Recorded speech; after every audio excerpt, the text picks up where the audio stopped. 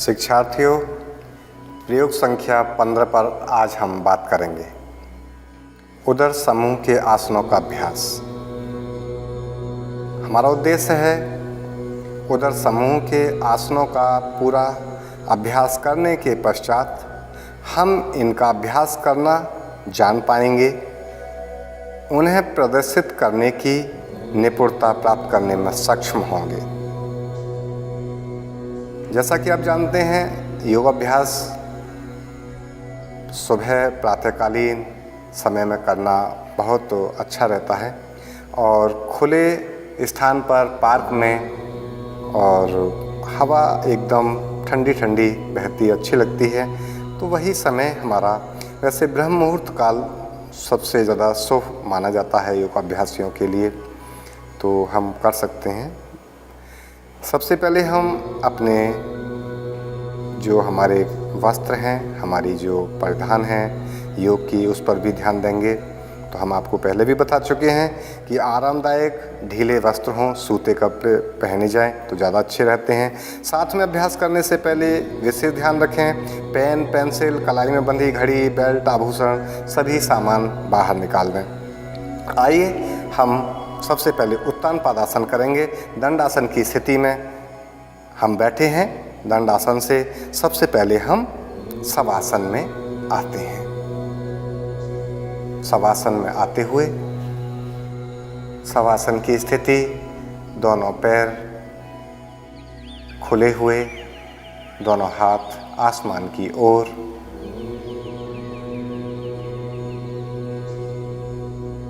उत्तान पाद आसन में दोनों पैरों को उठाना होता है, तो सबसे पहले हम अर्ध उत्तान पाद आसन करेंगे। और उत्तान पाद आसन, अर्ध उत्तान पाद आसन करने के लिए हमें एक पैर उठाना है। सबसे पहले तो हम चेतनावस्था में आते हैं, अपने आप को चेतनावस्था में लाएंगे, दोनों पैरों को मिलाएंगे, दोनों पैरों को मिलाकर खड़ा करते हुए दोनों हाथों को अपने शरीर से चिपकाते हुए हम अपने सीधे पैर को धीरे धीरे ऐसे ऊपर की ओर उठाते हैं। हमारा सजगता पैर पर जितना हम उठा सकते हैं उतना उठाएं। कुछ सेकंड इसी अवस्था में रुकें, हमारी हथेलियों पर प्रेशर के साथ, ताकि जो कमर पर प्रेशर पड़ता है उसको ठीक से देखा जा सके और सुरक्षित भी रहा जा सके। धीरे धीरे नीचे की ओर। इसी प्रकार दूसरे पैर को ऊपर की ओर उठाते हैं। जितना अधिकतम उठा सकते हैं उतना उठाने का प्रयास करते हैं और श्वास छोड़ते हुए धीरे धीरे पैर को नीचे लाएंगे। इसी प्रकार दोनों पैरों से भी हम इस अभ्यास को करेंगे, जिसको हम पूर्ण उत्तान पादासन कह सकते हैं। अर्ध उत्तान पादासन में जिस प्रकार हमने एक पैर को उठाया, यह अभ्यास हम 3-3 बार दोनों पैरों से कर सकते हैं और तत्पश्चात हम पूर्ण उत्तान पादासन करते हैं।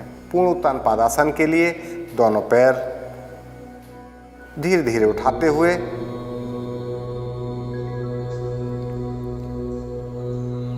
श्वास को भरे रखते हैं। जितनी देर तक हमारी क्षमता है हम श्वास रोक करके, और जब हमें प्रश्वास की आवश्यकता होती है, यानी श्वास निकालने की आवश्यकता होती है, धीरे धीरे श्वास को छोड़ते हुए या पैर नीचे ला करके श्वास को छोड़ते हुए। यही अभ्यास 3-3 बार हम करते हैं। एक बार पुनः इस प्रक्रिया को दोहराएंगे। धीरे धीरे श्वास भरते हुए दोनों पैरों को ऊपर उठाते हुए, हथेलियों को दबाए हुए, ताकि कमर पर पड़ने वाला प्रेशर वो ज़्यादा समस्या क्रिएट ना करे, और धीरे धीरे क्षमता के अनुसार रोकने के पश्चात वापस आते हुए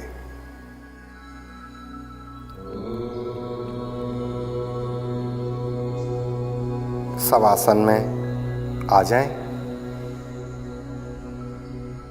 पूरी सक्रियता सजगता के साथ घुटनों के आसपास अपने पैर और मांसपेशियों में खिंचाव का अनुभव करें। अपनी रीढ़ की हड्डी, सिर और गर्दन एक सीध में रहें और जो अभ्यास हमने किया है उसके प्रभाव को महसूस करें। आप पाएंगे कि हमारे पैर, कमर, टखना सभी अंगों में बेहतर प्राण संचार का आनंद हमें मिल रहा है। आइए दूसरे अभ्यास के लिए शवासन से हम चेतनावस्था में आते हैं, दोनों पैरों को मिलाते हुए। अब हम पाद चक्रासन कर रहे हैं। पाद चक्रासन के लिए दोनों हाथों की हथेली जमीन पर दबाए हुए, एक पैर को यानी अपनी राइट लेग को धीरे धीरे अधिकतम जमीन से ऊपर उठाकर गोल गोल यानी वृत्ताकार घुमाते हुए जितना आसानी से एक बड़ा वृत्त हम बना सकते हैं, हम बनाएंगे। 3 राउंड हम क्लॉकवाइज और फिर एंटी क्लॉकवाइज। इसी प्रकार दूसरे पैर से श्वास भरते हुए क्लॉकवाइज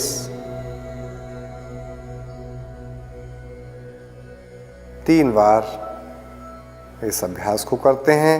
पुनः एंटी क्लॉकवाइज इसी पैर से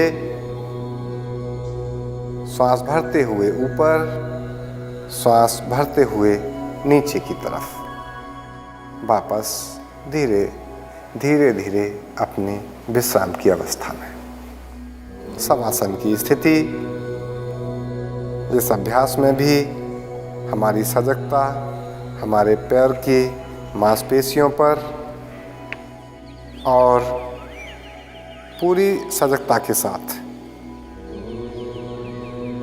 ध्यान रहे। दोनों पैर एक साथ उठा करके जब अभ्यास ये किया जाए तो थोड़ा सा कठिन अभ्यास होता है। हृदय व कमर के रोगियों के लिए यह अभ्यास वर्जित माना जाता है, लेकिन थोड़ा सा अपने सजगता को और प्रेशर को ध्यान में रखते हुए ये अभ्यास कर सकते हैं। आइए तीसरे अभ्यास पर चलते हैं। पाद संचलन यानी साइकिलिंग का अभ्यास करेंगे। साइकिलिंग के अभ्यास के लिए हम चेतनावस्था में दोनों पैर मिले हुए, दोनों हाथ जमीन पर, जैसे एक पैर से साइकिल चलाते हैं, पहले सीधे पैर से मोड़कर ऊपर की ओर लाएं, श्वास लेते हुए फिर साइकिल के चलाने की तरह पंजे को आगे पीछे करें।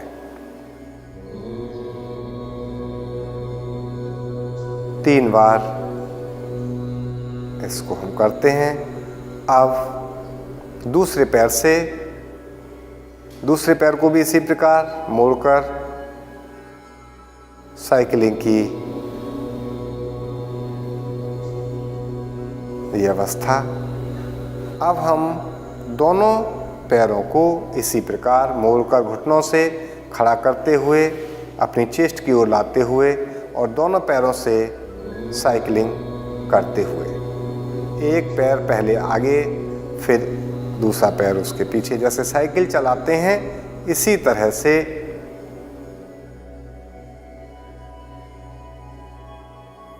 5 से 6 बार।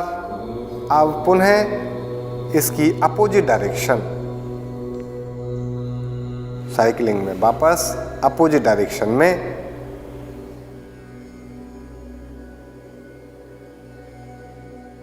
और धीरे से दोनों पैरों को वापस लाते हुए और शवा आसन में विश्राम करते हुए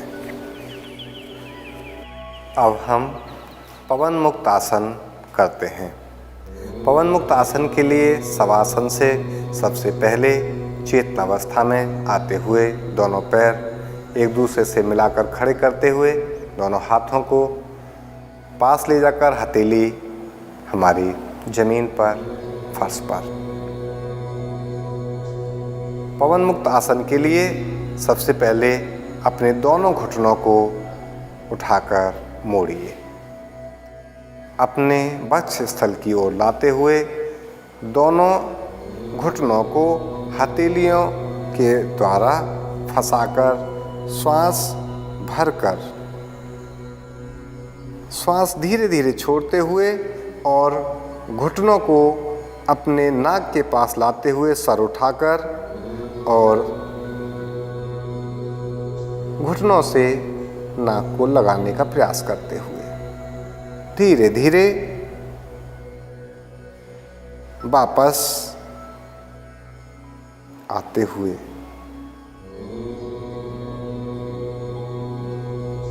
इस क्रिया को 3 से 4 बार श्वास और समय के अनुसार जो हमारी क्षमता है उसके अनुरूप करते हैं।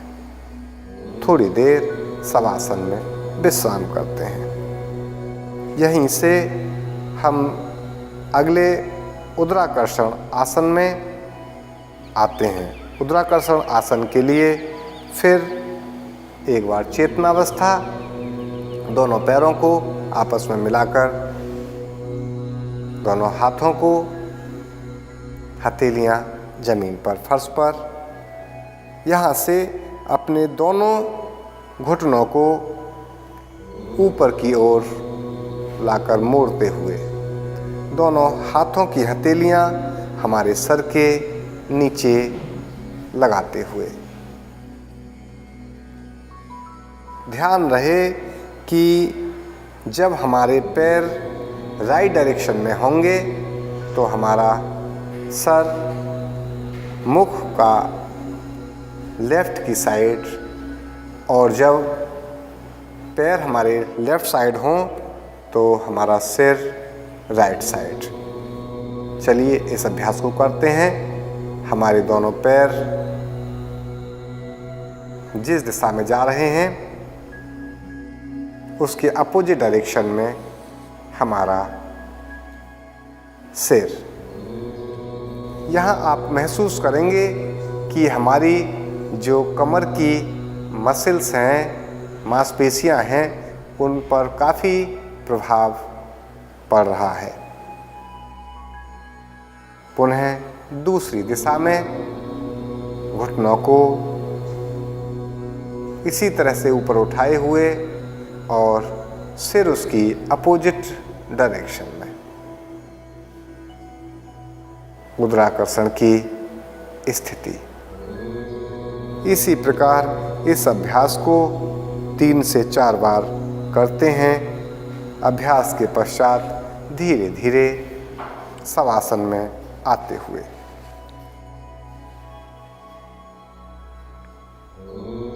रीढ़ की हड्डी को इस आसन के माध्यम से एक मसाज मिल जाती है। इससे पैनक्रियास आदि ग्रंथियां भी सक्रिय होती हैं और इंसुलिन का सिक्रेशन बेहतर होता है। कब्ज और गैस की जो शिकायत है वो भी दूर होती है। पूरे अभ्यास के दौरान अपनी सजगता, श्वसन, मानसिक गणना, आंतरिक उदरीय मालिश को बनाए रखेंगे। ये सावधानी भी हमें रखनी है। उपयुक्त अभ्यासों के करने के दौरान जो भी अभ्यास हम कर रहे हैं उसमें कोई जल्दबाजी न करें। शरीर की क्षमता का भरपूर उपयोग करें, उसके अनुसार अभ्यास करें। सजगता और ध्यान के साथ हम इन अभ्यासों को करें, इसका हम ध्यान रखें। शिक्षार्थियों, सूक्ष्म यौगिक क्रियाओं में हम शक्ति वंद समूह के आसनों का अभ्यास करने जा रहे हैं। प्रयोग संख्या 16, जिसका उद्देश्य है शक्तिवंत समूह के आसनों को पूरा करने के पश्चात आप इनका अभ्यास करने और इनको प्रदर्शित करने की निरूपणा प्राप्त करने में सक्षम होंगे। सबसे पहले इसमें हम चक्की चालन आसन का अभ्यास करेंगे। इसके पश्चात नौका संचालन आसन का अभ्यास करेंगे। तो सबसे पहले हम करते हैं चक्की चालन आसन का अभ्यास। दंडासन में बैठे हुए हम सबसे पहले अपने दोनों पैरों को अधिकतम खोलने का प्रयास करते हैं। तत्पश्चात दोनों हथेलियों को सामने लाते हुए दोनों को आपस में मिलाकर आगे की तरफ रखते हैं। हाथ सीधे रहें। अब जिस तरह से चक्की चलाई जाती है, अपने राइट लेग की ओर से झुकते हुए एक बड़ा सा व्रत चक्की चलाने की तरह इस प्रकार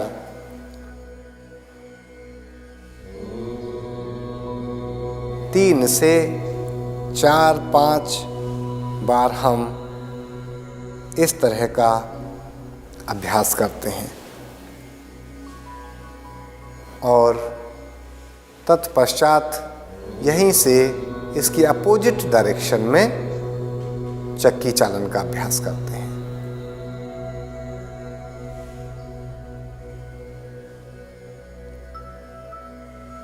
श्वास छोड़ते हुए आगे की तरफ, श्वास लेते हुए पीछे की तरफ। अपने पैर, पिंडलियों में, जांघों में उनकी जो मांसपेशियां हैं उन पर पड़ रहा खिंचाव उसको महसूस करें। बाहों में हो रही थोड़ी सी जो इस अभ्यास के प्रति सजगता है उसको महसूस करें। अभ्यास के प्रभाव को महसूस करें। आइए अब हम नौका चलासन का अभ्यास करते हैं। दंडासन से अपने दोनों हाथों को इस प्रकार ऊपर उठाइए जैसे नाव में बैठकर नाव के चप्पुओं को पकड़ते हैं। आप महसूस करें कि नाव चलाने के लिए पानी में जो प्रेशर लगाना पड़ता है, उस चप्पू के माध्यम से चप्पू को पीछे की ओर खींचते हुए और फिर आगे लाते हुए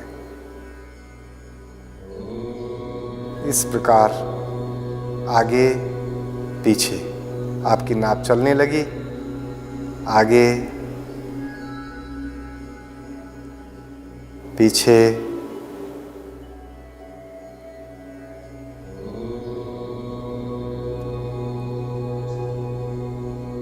श्वास छोड़ते हुए आगे की तरफ और श्वास लेते हुए पीछे की तरफ। आप महसूस करेंगे जैसे आप स्वयं नाव चला रहे हैं। थोड़ी देर के पश्चात विश्राम करें। दंडासन में विश्राम की स्थिति। आइए अब हम रज्जुकर्षण आसन का अभ्यास करते हैं। रज्जुकर्षण अर्थात रस्सी से पानी खींचना। कुएं से पानी खींचने वाली स्थिति में आसन।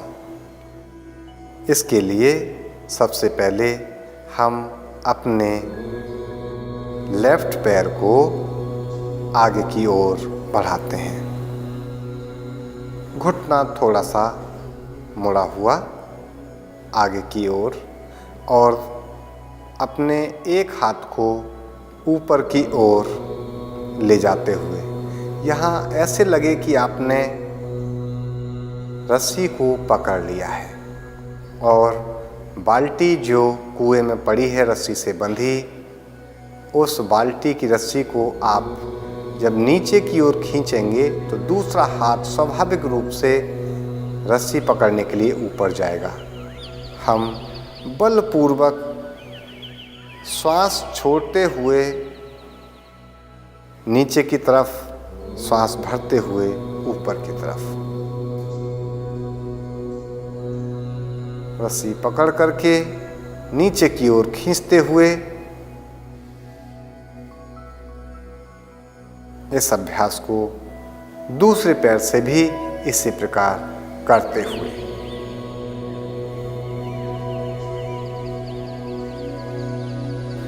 आइए अब हम काष्ठ तक्षण आसन यानी कुल्हाड़ी चलाने की स्थिति वाला आसन का अभ्यास करते हैं। इस अभ्यास के लिए हम पैर के पंजों के बल उकड़ू बैठेंगे। धीरे धीरे नीचे झुकते हुए आराम से पंजों के बल बैठ जाइए। अपने दोनों हाथों की अंगुलियों को आपस में फंसाकर ऐसा महसूस करें कि जैसे आपने एक लकड़ी काटने वाली कुल्हाड़ी अपने हाथ में पकड़ ली है। इस प्रकार हाथ ऊपर से हा ध्वनि के साथ नीचे लाइए।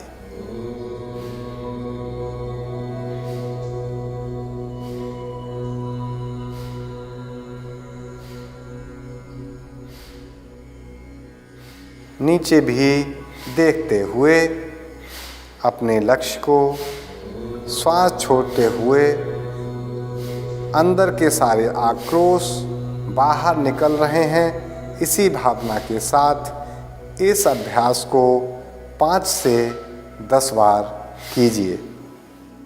फिर थोड़ी देर पश्चात विश्राम कीजिए। विश्राम की स्थिति के लिए आप अपने आप को कागासन की स्थिति और कागासन से धीरे धीरे दंड आसन की स्थिति में आते हैं।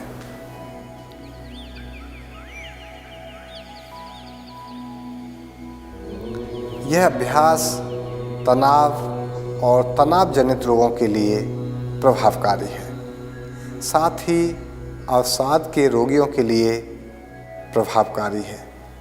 जो घबराते हैं या दबाव में रहते हैं उन्हें यह अभ्यास सक्रियता के साथ करना चाहिए। इस अभ्यास के लिए कुछ सावधानियां हैं और ख़ास तौर से जो अभी तक ये अभ्यास हमने किए हैं इनमें कुछ सावधानियां हमको जाननी बहुत आवश्यक हैं। कमर दर्द की समस्या किसी को है, स्लिप डिस्क हर्निया से पीड़ित व्यक्ति है तो वो विशेषज्ञ की सलाह पर ही इन आसनों को करें।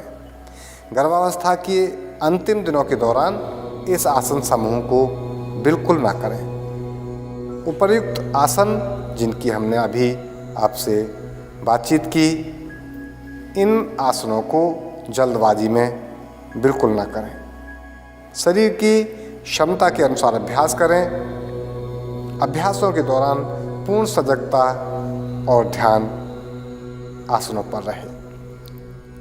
यदि हम लाभ की बात करते हैं तो ये जो हमारी सीरीज है 4 आसनों की बहुत ही महत्वपूर्ण सीरीज है और इन आसनों के लाभ हम देखें तो आसनों के अभ्यास से शरीर में ऊर्जा प्रभाव में वृद्धि होती है और ये आसन तंत्रिका, पेशी, गांठ आदि की समस्या को भी दूर करते हैं। अंतःस्रावी ग्रंथि उनको क्रियान्वित करते हैं, उनका नियंत्रण करते हैं। ये अभ्यास हमारे शरीर की जकड़न को भी दूर करते हैं और हमारी क्षमता में वृद्धि करते हैं। आइए यौगिक सूक्ष्म क्रियाओं के अंतर्गत हम प्रयोग संख्या 17 पर बातचीत करते हैं। आँखों के लिए अभ्यास। आँखों के लिए अभ्यासों को पूरा करने के पश्चात आप इनको करने तथा प्रदर्शित करने की क्षमता प्राप्त करेंगे। दोनों आँखों का अभ्यास हमें करना है। पहली क्रिया हम इसके लिए करते हैं, वैसे इसको नेत्र शक्ति विकासक क्रियाएं भी कह सकते हैं। दोनों पैर मिलाकर सीधे अवस्था में खड़े हुए दोनों हाथों को अपनी कमर पर लाते हुए लगाकर फिक्स करें। अब हम गर्दन को सीधा रखकर आँख की पुतलियों को पहले दाईं ओर फिर बाईं ओर घुमाएं। पहले दाईं ओर पुतलियों को घुमाते हुए, फिर धीरे धीरे सेंटर लाते हुए और सेंटर से फिर बाईं ओर लाते हुए अधिकतम लाने का प्रयास करते हैं। बाईं ओर से धीरे धीरे फिर सेंटर और सेंटर से फिर धीरे धीरे दाईं ओर। यही अभ्यास 8 से 10 बार दोहराते हैं। इसी के साथ ही एक बार हम अपने आँखों की पुतलियों को सर्किल में राउंड राउंड घुमाते हैं।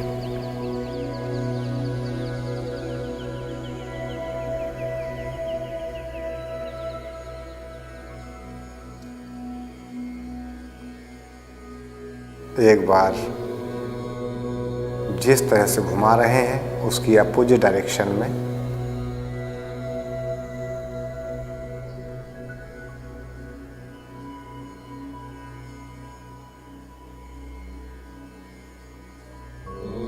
फिर आँखों को सामान्य स्थिति में लाते हुए विश्राम दें।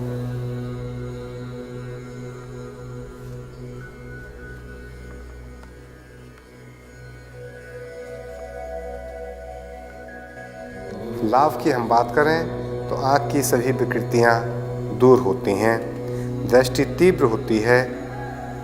यदि यह क्रिया लगातार की जाए तो आँखें सदैव स्वस्थ रहती हैं।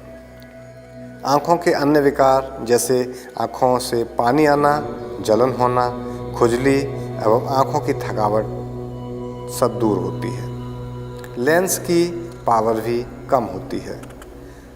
कुछ सावधानियाँ जो हमें ध्यान रखनी चाहिए। उपर्युक्त जो अभ्यास अभी हमने किए हैं उनमें जल्दबाजी न करें, नेत्र की क्षमता के अनुसार करें और पूर्ण सजगता और ध्यान के साथ करें। अभ्यास के दौरान रीढ़ की हड्डी और सिर एक सीध में होने चाहिए। प्रत्येक अभ्यास के पश्चात नेत्रों को विश्राम दें। सिर दर्द, उच्च रक्तचाप को कम करने में भी ये सहायक हैं। स्मरण शक्ति और एकाग्रता में वृद्धि करता है। चेहरे के तनाव को दूर करता है। सुंदरता में वृद्धि करता है।